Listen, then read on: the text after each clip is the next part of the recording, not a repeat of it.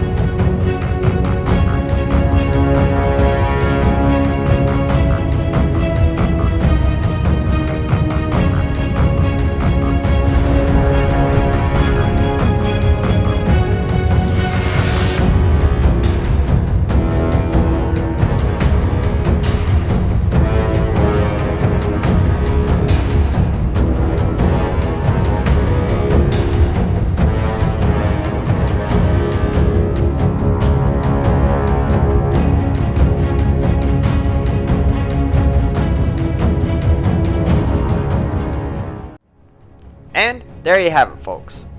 LEGO Star Wars The Clone Wars Separatist Spider Droid has just been completely built.